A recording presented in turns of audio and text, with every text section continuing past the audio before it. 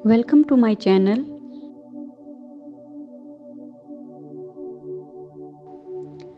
बिस्मिल्लाहिर्रहमानिर्रहीम। अस्सलामु अलैकुम रहमतुल्लाहि व बरकातुहू। योम आशूरा।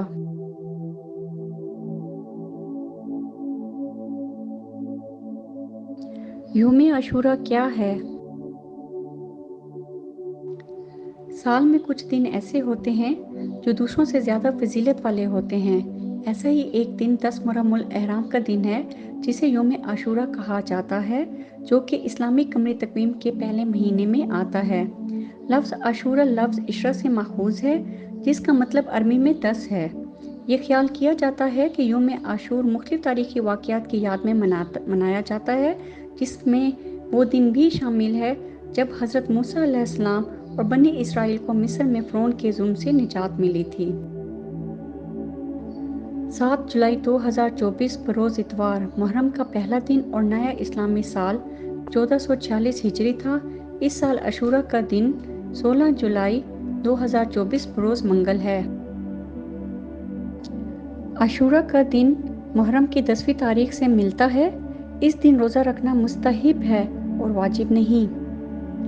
रसूलुल्लाह सल्लल्लाहु अलैहि वसल्लम मदीना पाक तशरीफ़ लाए तो देखा कि यहूदी आशूरा के दिन रोज़ा रखे हुए हैं। रसूलुल्लाह सल्लल्लाहु अलैहि वसल्लम ने उनसे पूछा कि वो क्यों रोज़ा रखते हैं, तो उन्होंने जवाब दिया, इस दिन अल्लाह ताला ने मूसा और बनी इसराइल को फ़िरौन के ख़िलाफ़ फ़तह अता फ़रमाई, इसलिए हम इस अजीम एहसान के शुक्रगुजारी के लिए इस दिन रोज़ा रखते हैं। फिर आप सल्लल्लाहु अलैहि वसल्लम ने फरमाया, हम तुमसे ज़्यादा मूसा के करीब हैं, और रोज़ा रखने का मशवरा दिया। आप सल्लल्लाहु अलैहि वसल्लम ने फरमाया, हम मूसा के तुमसे ज़्यादा करीब हैं, और मुसलमानों को आशूरा के रोज़े 3 दिन 9वीं, 10वीं और 11वीं तारीख रखने की तलकीन करते हैं। 2 दिन 9वीं और 10वीं या सिर्फ आशूरा का दिन। मुहर्रम के महीने में ज़्यादा से ज़्यादा रोज़े रखना मुस्तहिब है। हज़रत अबू हुरैरा रज़ियल्लाहु तआला अन्हु से रिवायत है कि रसूलुल्लाह सल्लल्लाहु अलैहि वसल्लम ने फरमाया, रमज़ान के बाद सबसे अफजल रोज़े अल्लाह के महीने के हैं। मुहर्रमुल एहराम और फ़र्ज़ नमाज के बाद सबसे अफजल नमाज रात की नमाज है। इससे साबित है कि मुहर्रम की 10वीं तारीख को आशूरा का रोज़ा रखना भी मुस्तहिब है। यह अल्लाह का फजल है कि एक दिन का रोज़ा साल भर के गुनाहों का कफ़ारा बन जाता है, और अल्लाह बड़े फजल का मालिक है। शेख सैयद साबिक मरहूम अपनी मारूफ किताब फ़िक़्हुल सुन्नत में फरमाते हैं, काबिल ज़िक्र है कि मुस्लिम उलमा ने आशूरा के रोज़े के 3 दर्जे बताए हैं।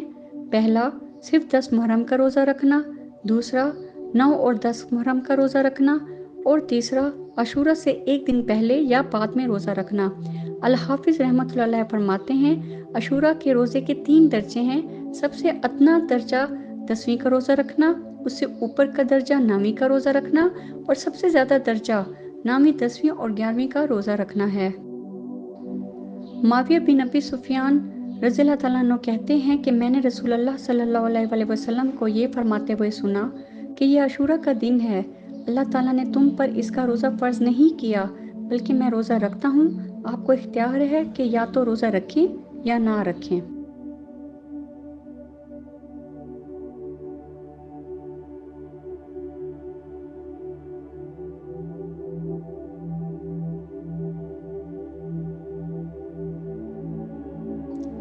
योम आशूरा की तारीख़ और अहमियत क्या है?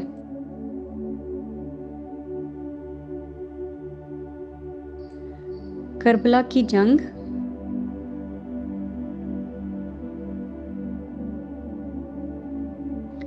मुहर्रम के महीने में पेश होने वाला सबसे अहम वाक़या करबला की जंग थी, जो मुहर्रम 61 हिजरी में इराक़ में हुई।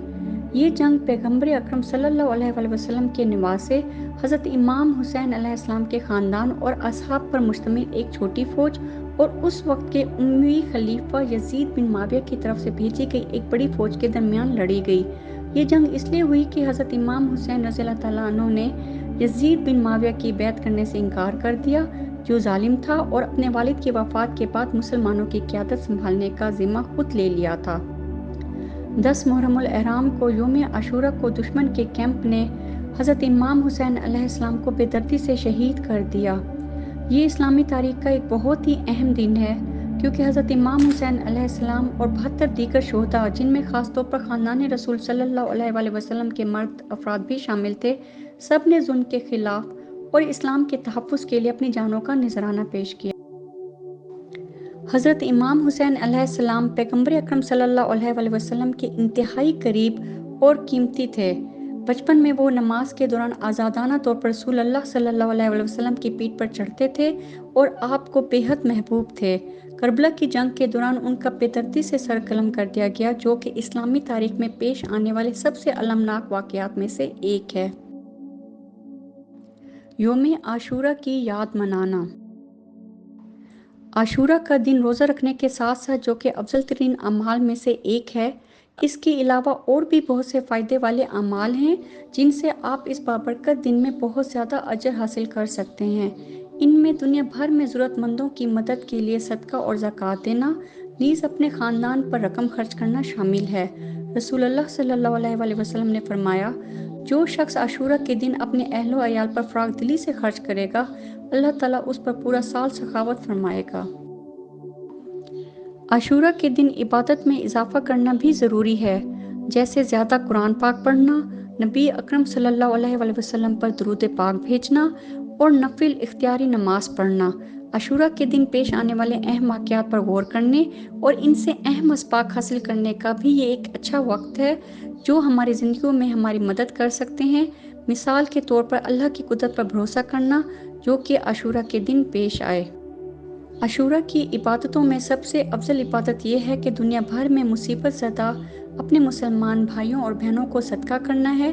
آپ اپنا صدقہ یا زکوٰۃ اسلامی ریلیف کے ساتھ دے سکتے ہیں۔ عاشورہ کے فضائل۔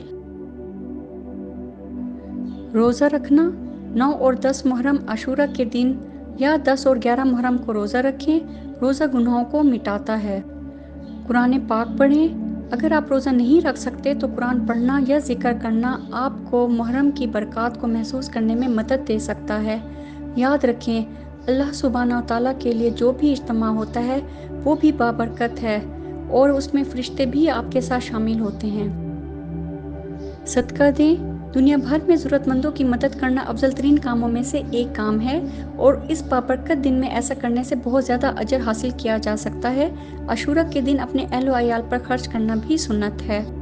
اللہ رب العزت ہمارے روزے اور نیک اعمال قبول فرمائے، آمین۔ Don't forget like, share and subscribe.